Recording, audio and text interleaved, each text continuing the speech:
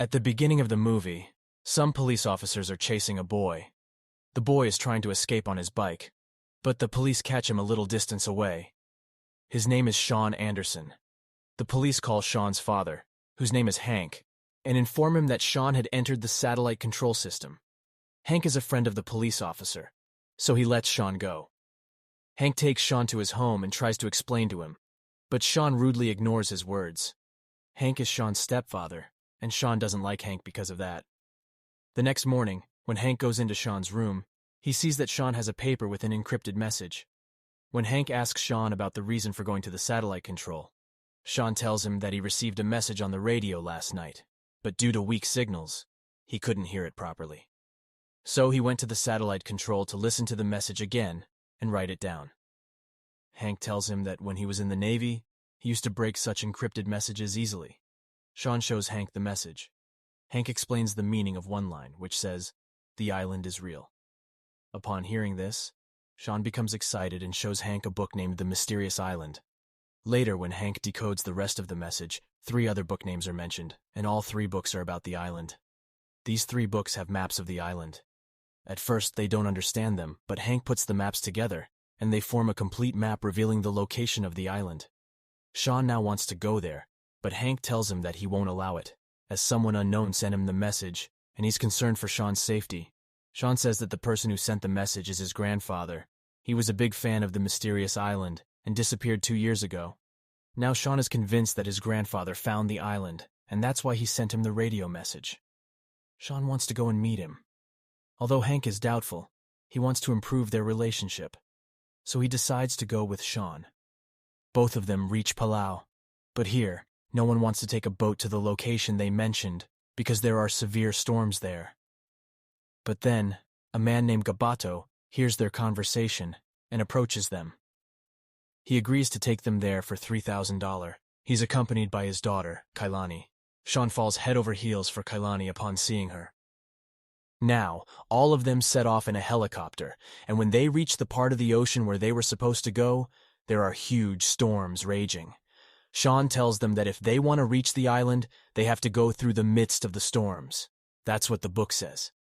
However, nobody believes Sean's words. Suddenly, the helicopter loses control, and it crashes. When their eyes open, they find themselves on the shore, by the ocean. Then Sean spots a cave between the cliffs, and as they proceed through the cave, their eyes widen in awe. They have truly arrived at a mysterious and beautiful island. Here, everything is upside down. All small creatures are enormous, and the elephants that are quite big in our world are small on this island. Sean notices smoke rising from a distant mountain. He believes his grandfather might be there, so they head in that direction. Along their path, they come across peculiar rocks. Hank tells them that these are not rocks, they are eggs. These eggs belong to a lizard. Just then, Gabato approaches one of the eggs, and it cracks open, revealing a lizard that attacks them. They all start running away from there at high speed, but before they could be devoured, someone attacks the lizard, rendering it unconscious. To everyone's surprise, it turns out to be Sean's grandfather, Alexander. He introduces himself to everyone and takes them to his home, where he resides in a treehouse. The treehouse provides them with shelter, food, and all the amenities they need. Alexander reveals that they built this house from the wreckage of their ship. Here, he shows them the radio through which he had sent the message to Sean. Hank suggests using the radio to seek help, but Alexander explains that they need to wait for the satellite to align correctly, which will happen in 14 days. Alexander informs them that he will take them to a place the next day where they will be amazed. The next morning, they embark on their journey. Sean, who has feelings for Kailani, Sean's stepfather, shares various ways for Sean to impress her along the way. After a while, they arrive at a beautiful city that was submerged in the sea centuries ago, Atlantis. Hank mentions that the city had sunk beneath the sea, according to the books. But for the past 70 years, it has been rising and sinking with the water.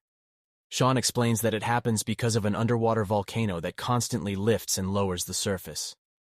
Just then, Hank sees the water filling the city, and he tastes it, realizing that it is salty.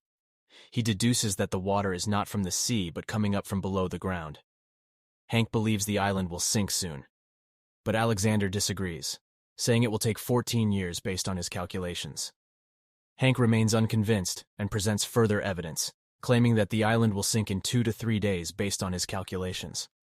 According to Jules Verne's book, Sean starts looking at everything, thinking that there might be the Nautilus submarine here.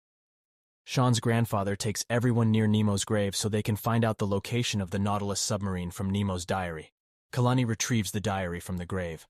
Upon reading it, they discover that the submarine is on the other side of the island. Now, they continue their journey through the jungle, encountering strange things like giant ants. They proceed through dangerous paths. They spot a volcano that spews out gold, but due to lack of time, they cannot approach it. They move forward, and a massive mountain appears before them. They need to reach the top of the mountain. Sean's grandfather then spots a giant bee and suggests that they can reach the other side by riding on these bees. However, Hank is reluctant to do so. But since there are no other options, they all ride on the bees and start their journey to the other side of the mountain. However, birds attack them on their way, as the birds want to feed on the bees. Hank cleverly makes 2 birds collide with each other. Meanwhile, a bird is still chasing Sean, and when he was running away from Bird up in sky, Kalani falls from Bird, but he manages to save Kalani when she falls. Sean takes the bird with him and cleverly traps it in a spider's web. However, due to a momentary distraction, he collides with a tree and fractures his leg. Hank helps Sean, lifts him, and takes him to a safe place for treatment.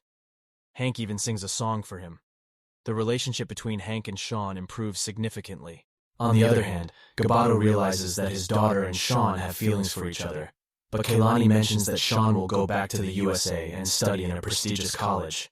While their world is small in comparison, and they don't have any future together, at night when everyone falls asleep, Kailani's father sneaks away.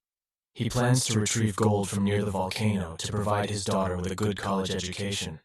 When they wake up in the morning, they see that the water has risen significantly. They realize that the entire island will be submerged within a few hours, and they only have a few hours left to escape. Kalani notices that her father is missing, and realizes that he must have gone to retrieve the gold. She wants to go after him. Sean offers to accompany her, but his fractured leg prevents him from doing so.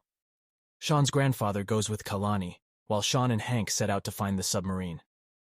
After some time, Kailani reaches her father, who is trying to lift a massive piece of gold. Kailani tries to reason with him, expressing her desire to stay with him rather than seek wealth. She convinces him, and they head towards the shore, where Hank and Sean are waiting in the submarine to rescue them. On the other side, Hank and Sean arrive at the location where the submarine should be, but they find that as it has already submerged due to the rising water level. They jump into the ocean and swim to the submarine while an eelfish attacks on them. Somehow, they manage to enter the submarine, and Sean presses a button, causing all the water to drain out so they can breathe. They attempt to start the engine, but it doesn't work. Hank inspects the engine and suggests giving it a shock to start. With no other options, they connect the engine's wires to an iron rod, and then Hank goes outside to hunt that fish, so fish with an electric shock to wire that engine could be started. The eelfish gives a shock, and the engine starts running. Hank enters the submarine. On the other side, Kailani and Alexander find themselves trapped on the edge due to the volcano eruption and the island being submerged. They leap into the water, thinking it's the end of their life, but suddenly Hank arrives with the submarine and rescues them. However, their ordeal is not over as large rocks from the sinking island approach the submarine. Hank gives control of the submarine to Gabato, and Hank launches a missile that destroys the approaching rocks, allowing them to escape. Finally, Kailani is highly impressed by Sean because he saved their lives despite his fractured leg. Also, Hank and Sean's relationship improves, and 6 months later, they shift to a new place. Gabato, who lost his helicopter but now owns a submarine, becomes a famous tourist guide. With the money he earned, Gabato gets Kailani admitted to a prestigious college, and now she studies alongside Sean. It's Sean's birthday, and his grandfather gifts him another book titled Journey to the Earth to the Moon. The Anderson family still wants to continue their journey, and the movie concludes. I would appreciate your feedback on how you liked the movie recap.